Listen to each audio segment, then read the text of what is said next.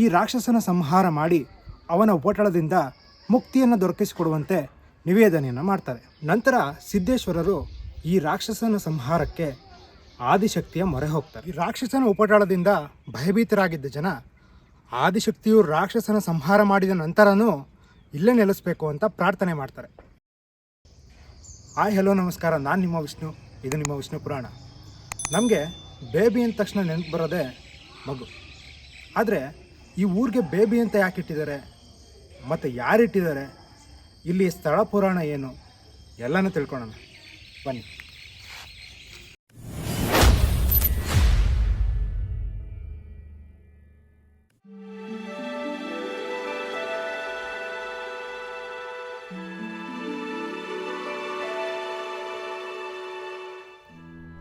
ಒಂದು ದಂಡಕಾರಣ್ಯದಂತಿದ್ದ ಈ ಪ್ರದೇಶದಲ್ಲಿ ಡಿಂಬಾಸುರನೆಂಬ ಒಬ್ಬ ರಾಕ್ಷಸ ತನ್ನ ಹಸಿವನ್ನು ನೀಗಿಸಿಕೊಳ್ಳೋದಕ್ಕೆ ಒಂದು ಮುದ್ದಾದ ಮಗುವಿನ ರೂಪ ತಾಳಿ ಅಳ್ತಿರ್ತಾನೆ. ಈ ಅರಣ್ಯ ಮಾರ್ಗವಾಗಿ ಬರ್ತಾ ಇದ್ದ ಜನರು ಅಳುತ್ತಿದ್ದ ಶಬ್ದ ಕೇಳಿ ಎಲ್ಲೋ ಮಗು ಅಳ್ತಾ ಇದೆ ಅಂದ್ಕೊಂಡು ಹುಡುಕಿ ಮಗುವನ್ನು ಎತ್ಕೊಂಡು ಸಮಾಧಾನ ಪಡಿಸೋಕೆ ಹೋದಾಗ ಡಿಂಬಾಸುರ ತನ್ನ ನಿಜರೂಪ ತಾಳಿ ಜನರನ್ನು ಕೊಂದು ತಿಂತಾ ಇದ್ದಂತೆ. ಇದೇ ರೀತಿ ಜನರನ್ನು ಕೊಂದು ತಿಂತಾ ಇರ್ತಾನೆ. ಹೀಗೆ ಡಿಂಬಾಸುರನ ಕ್ರೌರ್ಯ ಹೆಚ್ಚಾಗಿ ಜನರು ಭಯಭೀತರಾಗಿ ಈ ಬೆಟ್ಟದ ತಪ್ಪಲಿನಲ್ಲಿ ತಪಸ್ಸನ್ನು ಮಾಡ್ತಿದ್ದಂತಹ ಸಿದ್ದೇಶ್ವರರ ಬಳಿ ಬಂದು ಈ ರಾಕ್ಷಸನ ಸಂಹಾರ ಮಾಡಿ ಅವನ ಉಪಟಳದಿಂದ ಮುಕ್ತಿಯನ್ನು ದೊರಕಿಸಿಕೊಡುವಂತೆ ನಿವೇದನೆಯನ್ನು ಮಾಡ್ತಾರೆ. ನಂತರ ಸಿದ್ದೇಶ್ವರರು ಈ ರಾಕ್ಷಸನ ಸಂಹಾರಕ್ಕೆ ಆದಿಶಕ್ತಿಯ ಮೊರೆ ಹೋಗ್ತಾರೆ. ನಂತರ ಮಾನವ ರೂಪದಲ್ಲಿ ಧರೆಗಿಳಿಯುವ ಆದಿಶಕ್ತಿಯು ಡಿಂಬಾಸುರನನ್ನು ಹುಡುಕಿಕೊಂಡು ಕಾಡಿಗೆ ಬರ್ತಾರೆ. ಮಾನವರು ಬರುತ್ತಿರುವುದನ್ನು ಕಂಡ ರಾಕ್ಷಸ ತನ್ನ ದೈತ್ಯ ರೂಪದಿಂದ ಮಗುವಿನ ರೂಪ ತಾಳಿ ಅಳೋದಕ್ಕೆ ಪ್ರಾರಂಭ ಮಾಡ್ತಾನೆ. ಮನುಷ್ಯ ರೂಪ ತಾಳಿದ್ದ ಆದಿಶಕ್ತಿಯು ಮಗುವನ್ನು ಎತ್ಕೊಳ್ಳೋಕೆ ಹೋದಾಗ ತನ್ನ ರೂಪ ಬದಲಾಯಿಸಿ ಆದಿಶಕ್ತಿಯನ್ನು ಕೊಲ್ಲೋದಕ್ಕೆ ಮುಂದಾಗ್ತಾನೆ. ಆಗ ಆದಿಶಕ್ತಿಯು ತನ್ನ ನಿಜ ಸ್ವರೂಪಕ್ಕೆ ಮರಳಿ ನಂತರ ಇಬ್ಬರ ಮಧ್ಯೆ ಘೋರ ಯುದ್ಧವಾಗುತ್ತೆ.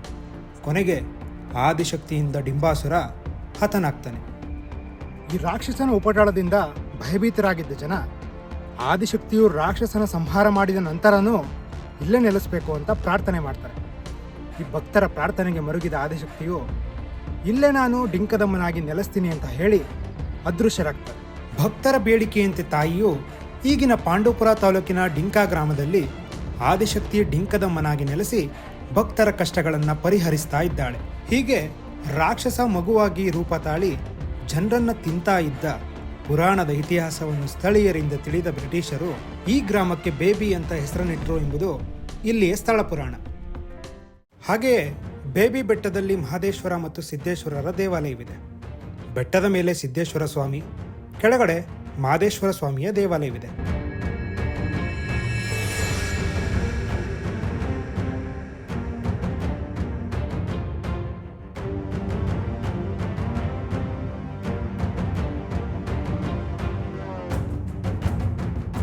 ಮಹದೇಶ್ವರ ಸ್ವಾಮಿಯು ಕೆಲಕಾಲ ಈ ಕ್ಷೇತ್ರದಲ್ಲಿ ಬಂದು ತಪಸ್ಸನ್ನ ಮಾಡಿದ್ರು ಎಂಬ ಇತಿಹಾಸ ಕೂಡ ಇದೆ. ಹೀಗಾಗಿ ಶಿವರಾತ್ರಿ ಮತ್ತು ದೀಪಾವಳಿ ಸಂದರ್ಭದಲ್ಲಿ ಮಹದೇಶ್ವರ ಸ್ವಾಮಿಗೆ ಇಲ್ಲಿರುವ ರಾಗಿಮುದ್ದನಹಳ್ಳಿ ಗ್ರಾಮಸ್ಥರು ಎಣ್ಣೆ ಮಜ್ಜನ ನಡೆಸ್ತಾರೆ. ಇಲ್ಲಿ ಪ್ರತಿ ಬಾರಿನೂ ಸುಮಾರು 5,000ಕ್ಕಿಂತ ಹೆಚ್ಚು ಅಧಿಕ ಭಕ್ತರಿಗೆ ಅನ್ನ ಸಂತರ್ಪಣೆ ನಡೆಸಲಾಗುತ್ತೆ. ಮತ್ತೆ ಐತಿಹಾಸಿಕ ಬೇಬಿ ಬೆಟ್ಟದ ದನಗಳ ಜಾತ್ರೆಯ ಕೊನೆ ದಿನ ಮಹದೇಶ್ವರ ಮತ್ತು ಸಿದ್ದೇಶ್ವರ ರಥೋತ್ಸವ ಮತ್ತು ತೆಪ್ಪೋತ್ಸವ ನಡೆಯುತ್ತೆ.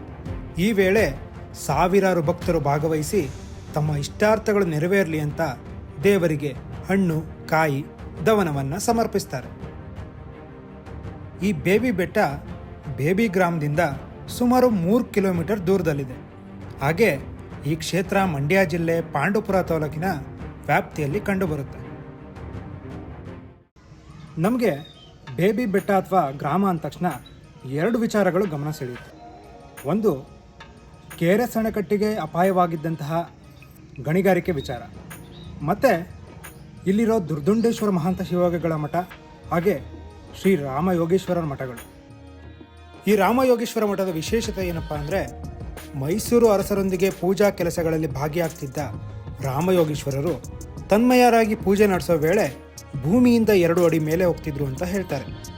ಇವರ ಮಹಿಮೆಯನ್ನು ಕಂಡಂತಹ ಮಹಾರಾಜರೇ ಬೇಬಿ ಬೆಟ್ಟದಲ್ಲಿ ರಾಮಯೋಗೀಶ್ವರ ಮಠವನ್ನು ನಿರ್ಮಿಸಿದರು. ರಾಮಯೋಗೀಶ್ವರರ ನಂತರ ಇಲ್ಲಿ ಮರಿದೇವರು ಮಹಂತ ಶಿವಯೋಗಿ ಸ್ವಾಮೀಜಿಗಳು, ಸದಾಶಿವ ಸ್ವಾಮೀಜಿಗಳು, ಶಿವಬಸವ ಸ್ವಾಮೀಜಿಗಳು ಮಠದ ಪೀಠಾಧ್ಯಕ್ಷರಾಗಿ ಮುಂದುವರೆದುಕೊಂಡು ಬಂದಿದ್ದಾರೆ. ಈ ಬೇಬಿ ಬೆಟ್ಟದ ಸುತ್ತಮುತ್ತ ಗಣಿಗಾರಿಕೆ ಹೆಚ್ಚಾದ ಸಂದರ್ಭದಲ್ಲಿ ಲಿಂಗೈಕ್ಯ ಮರಿದೇವರು ಮಹಂತ ಶಿವಯೋಗಿ ಸ್ವಾಮೀಜಿಗಳು ಬೆಟ್ಟದಿಂದ ಬಂದು ಬೇಬಿ ಗ್ರಾಮದಲ್ಲಿ ದುರ್ದಂಡೇಶ್ವರ ಮಹಂತ ಶಿವಯೋಗಿಗಳ ಮಠವನ್ನು ಸ್ಥಾಪಿಸ್ತಾರೆ. ಮುಂದೆ ಇಲ್ಲಿಯೇ ಇವರು ದೀರ್ಘಕಾಲ ಈ ಗ್ರಾಮದಲ್ಲಿಯೇ ಇದ್ದು ಜನರ ಪ್ರೀತಿ ವಿಶ್ವಾಸವನ್ನು ಗಳಿಸ್ತಾರೆ. ಭಿಕ್ಷಾಟನೆಯಿಂದ ತರುತ್ತಿದ್ದ ದವಸ ಧಾನ್ಯಗಳಿಂದ ಮಠದ ದಾಸೋಹ ಪರಂಪರೆಯನ್ನು ಆರಂಭಿಸಿ ಸುತ್ತಲಿನ ಭಕ್ತರಿಗೆ ಕಣ್ಮಣಿಯಾಗ್ತಾರೆ ಮತ್ತು ಮಕ್ಕಳ ವಿದ್ಯಾಭ್ಯಾಸಕ್ಕಾಗಿ ಶಾಲೆಯನ್ನು ತೆರೀತಾರೆ. ಮತ್ತೆ ಶ್ರೀಗಳು ಅನೇಕ ಪವಾಡಗಳಿಗೆ ಸಾಕ್ಷಿಯಾಗಿ ಪವಾಡ ಪುರುಷ ಅಂತ ಕರೆಸ್ಕೋತಾರೆ. ತಮ್ಮ ಮಂತ್ರಶಕ್ತಿ ತಪೋಬಲದಿಂದ ಶ್ರೀಗಳು ಜನರ ಕಾಯಿಲೆಗಳನ್ನು ಗುಣಪಡಿಸ್ತಾ ಇರ್ತಾರೆ. ಭೇದ ಭಾವ ಅನ್ನದೇ ಸರ್ವರನ್ನೂ ಇವ ತಮ್ಮವ ಎಂದು ಅಪ್ಪಿಕೊಳ್ಳೋ ವಿಶೇಷ ಗುಣಗಳಿಂದ ಶತಾಯುಷಿಗಳಾಗಿ 113 ವರ್ಷಗಳ ಕಾಲ ಬಾಳಿ ಬದುಕ್ತಾರೆ. ನಂತರ ನಡೆ ನುಡಿ ಒಂದಾದ ಮಹಾನ್ ಚೇತನಕ್ಕೆ ಕಿರಿಯ ಚೇತನ ಶ್ರೀ ತ್ರಿನೇತ್ರ ಮಹಂತ ಶಿವಯೋಗಿ ಸ್ವಾಮೀಜಿಯವರನ್ನು ತಮ್ಮ ಉತ್ತರಾಧಿಕಾರಿಯನ್ನಾಗಿ 1999ರಲ್ಲಿ ನೇಮಿಸಿ ಶ್ರೀಗಳು 2008ರಲ್ಲಿ ಶಿವೈಕ್ಯರಾಗ್ತಾರೆ.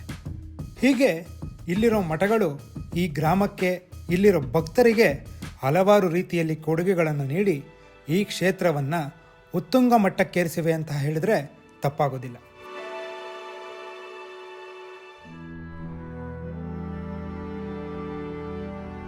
ಕೊನೆಯದಾಗಿ ಒಂದು ಮಾತು, ನೆಲ, ಜಲ, ಅರಣ್ಯ ಪರಿಸರದ ಬಗ್ಗೆ ಸುರಕ್ಷಿತ ನಡೆ ಅನುಸರಿಸೋದು ಎಷ್ಟು ಮುಖ್ಯನೋ ಅಷ್ಟೇ ಈ ನಮ್ಮ ದೇವಾಲಯಗಳನ್ನು, ಅದರ ಪ್ರಾಮುಖ್ಯತೆಯನ್ನು, ಅಲ್ಲಿರುವ ನಂಬಿಕೆಗಳನ್ನು ಸುರಕ್ಷಿತವಾಗಿ ನಡೆಸಿಕೊಳ್ಳೋಣ.